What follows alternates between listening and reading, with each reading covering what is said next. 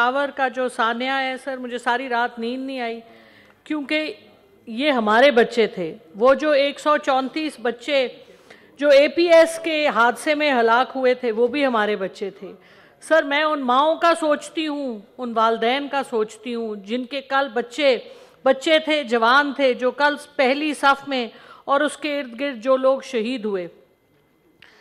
Sir, इस शायर की ज़बान में मैं कुछ कहना चाहती हूँ कि देखो ये मेरे ख्वाब थे, फराज अहमद फराज का शेर है, देखो ये मेरे ख्वाब थे, देखो ये मेरे ज़ख्म हैं। तो हम पाकिस्तान को कब तक ये ज़ख्म देते रहेंगे? और एक और शेर है कि अब नहीं कोई बात ख़तरे की, अब सभी को सबसे ख़तरा है। जॉन एलिया का शेर है ये। बात ये है कि ऐवान में हम आपकी तकरीम में और अपने इज़्ज़त माब सारे सेनेटर्स की तकरीम में बात करते हैं, और हम चाहते हैं कि कुछ इस्लाह हो। यहाँ आने का हमारा मकसद ये है कि कुछ रिज़ल्ट आए। लेकिन अभी सर, मैं आज सुबह 8:30 बजे पहले कचहरी गई, उसके बाद एंटी टेररिज्म कोर्ट गई। तो कल टेररिस्ट्स का हमला हुआ, खुदकश हमला हुआ, और आज जो मैं एंटी टेररिज्म कोर्ट गई, वहाँ पे जिन लोगों पे केसेस थे, मैं उनके आपको नाम बताती हूँ। आमिर कियानी साहब, इमरान खान साहब, सैफुल्ला नियाजी साहब, आज़म सवाती साहब, तारिक शफ़ी साहब, हामिद ज़मान साहब, एक लंबी लाइन है सर। मुझे बताइए, जब हमारी सिक्योरिटी फोर्सेस, हमारी लॉ इन्फोर्सिंग बॉडीज़ इन केसों के ऊपर काम करेंगी, तो असली टेररिस्ट्स के बारे में कौन कुछ करेगा? कोई कुछ नहीं करेगा सर। 2016 में कोयटा में जो अटैक्स हुए थे, उसके बाद एक कोयटा इंक्वायरी कमीशन बना था, जिसको काजी फाइज ईसा साहब ने हेड किया था। उन्होंने उस कमीशन की जो रिपोर्ट दी थी, उसमें उन्होंने जो बातें कही थी, मैं उसका लुब्बे लुबाब आज आपकी गोश गुजार करना चाहूँगी कि उस रिपोर्ट में उन्होंने ये कहा था कि मसला ये नहीं है कि टेररिज्म है पाकिस्तान में, मसला ये है कि हमारी इतनी सारी लॉ इन्फोर्समेंट एजेंसीज अपना काम नहीं कर पाती। मसला ये नहीं है कि हमारे लोग बुरे हैं, मसला ये है कि उनको काम करने नहीं दिया जाता। मसला ये नहीं है कि हमारे अहलकारों की नीयतें ख़राब हैं, मसला ये है कि उनको किसी और रविश पे लगाया जाता है। उन्होंने 56 सर रिकमेंडेशंस दी थी, जिनमें उनका मेन जो लुब्बे लुबाब उसका ये था। एक तो उन्होंने ये कहा था कि जब ये अटैक्स होते हैं तो इनकी इंक्वायरी नहीं होती, साइट को धो दिया जाता है, वहाँ पर जाके एविडेंस ही इकट्ठी नहीं की जाती। हमारी पुलिस ट्रेंड ही नहीं है, या अगर ट्रेन हो भी तो उसको झूठे केसेस में लगा दिया जाता है। पुलिस के एहलकारों का सारा दिमाग इस काम में लगता है कि झूठा केस कैसे बनाना है। भैंस का केस हो, 3 शराब की बोतलों का केस हो, या मुंशी कहने पे केस हो, या बाजवा कहने पे केस हो, या कुछ भी कहने पे। वैसे सर, इसके हवाले से कल हाजी हिदायतुल्लाह साहब हमारे बड़े ऑनरेबल मेंबर हैं, मेरी हमेशा उनसे प्यार मोहब्बत की इस तरह चपकलिश होती है। तो मैं इस हवाले से 2 बातें कहना चाहूँगी कि कुछ अल्फाज हैं जो अब हमारे मुल्क में बुक हो गए हैं सर, वो हम किसी और को नहीं कह सकते। उसमें सर मुंशी का लफ्ज़ है, हाजी साहब का लफ्ज़ है, और हाफिज़ साहब का लफ्ज़ है। इनको कुछ लोगों के लिए रहने दें, और हिदायतुल्लाह साहब हमारे सेनेटर ही रहे तो बहुत अच्छा है। सर, मैं आजी से सर आगे बात ख़त्म करने दें सर। एक तो ये कि जो फोरेंसिक्स होते हैं वो होते नहीं, पुलिस क्राइम सीन की कोई प्रॉपर डॉक्यूमेंटेशन होती नहीं है।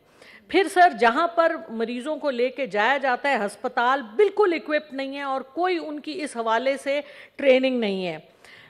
उस 2016 में गवर्नमेंट ऑफ बलोचिस्तान, सर आपका भी बलोचिस्तान से ताल्लुक़ है, और हमारे बहुत से यहाँ पे भाई बलोचिस्तान, और हम खुद भी बलोचिस्तान से ही हैं सर, क्योंकि हमारा दिल भी बलोचिस्तान के लिए धड़कता है। सर, की गवर्नमेंट ने फेडरल गवर्नमेंट को लिखा कि आप जमातुल अहरार, आप अहले सुन्नत वल जमात और लश्कर जंगवी को कलअदम करार दें। सर, उन्होंने नहीं करार दिया, हालांकि उन्होंने FIRs की उनको सारी रिकॉर्ड दिए। तो फेडरल गवर्नमेंट की लीडरशिप का फुकदान, और ये अभी से फुकदान नहीं है, ये मैं 2016 की रिपोर्ट सर आपके गोश गुजार कर रही हूँ।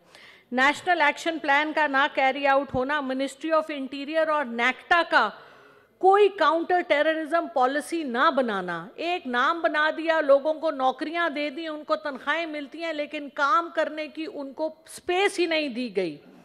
और सर सबसे बड़ा मसला ये कि हम जो अभी मुशाहिद हुसैन साहब ने फरमाया कि 5 अरब डॉलर लगाए गए जहाद अफगानिस्तान के बीच में, जिसमें कि 20,000 अरब को भी ट्रेन किया गया। सर ये किसने किया? ये हम लोगों ने किया, हमारे मदरसों में हुआ, ये सुसाइड बॉम्बर्स बने सर।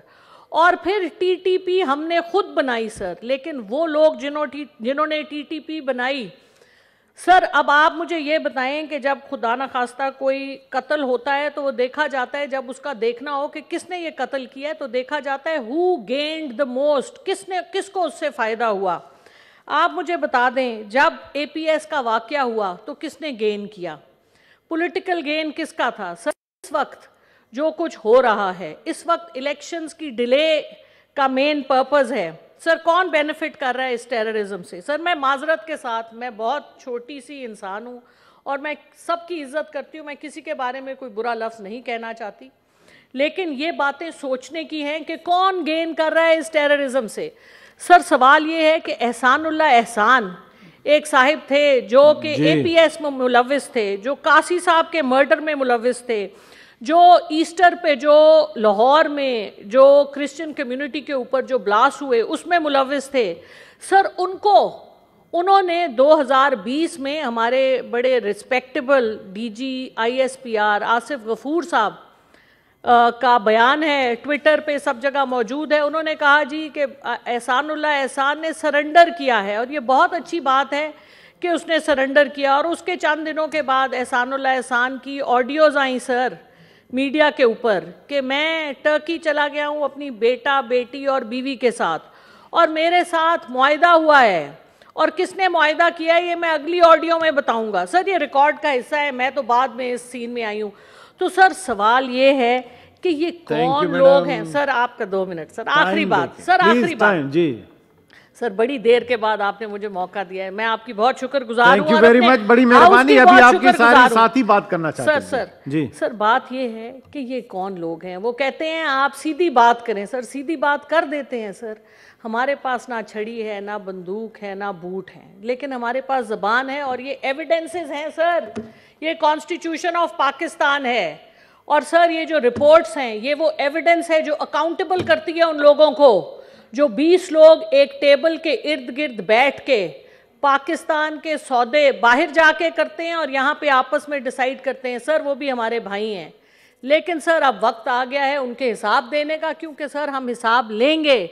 हम अपने मुल्क पहले 2 लाख हुआ था सर, अब जिस रास्ते पे ये लेके जा रहे हैं आप देखें इंडियंस हमारे बारे में क्या कह रहे हैं। अब तो किशन गंगा का केस मोदी साहब ने खोल दिया है, सारी गलती इंडिया की है, लेकिन आप देखिएगा इस वक्त की जो हुकूमत है, जो जिन लोगों के एजेंडे को लेके आई थी, जब पिछले साल जब हमारा GDP 6% था, हमारी 35 बिलियन की एक्सपोर्ट्स थी, रिकॉर्ड रिमिटेंसेस थी सर, तो ख्वाजा आसिफ साहब ने कहा था पाकिस्तान वेंटिलेटर पे है, शहबाज शरीफ ने कहा था beggars can't be choosers. Sir ये अपने नस्बुल ऐन पे ले आए हैं आज पाकिस्तान को। और सर मोदी साहब के लिए उन्होंने अल अरबिया के इंटरव्यू में कहा कि हमसे बड़ी गलतियां हुई, मोदी साहब के पांव पकड़ने के लिए तैयार हैं शहबाज शरीफ साहब। अगर सर किशन गंगा के केस को इन्होंने फाइट ना किया सर, ये हमारे मुल्क में और हम इनसे सवाल करेंगे। Thank you sir. मकबूल साहब।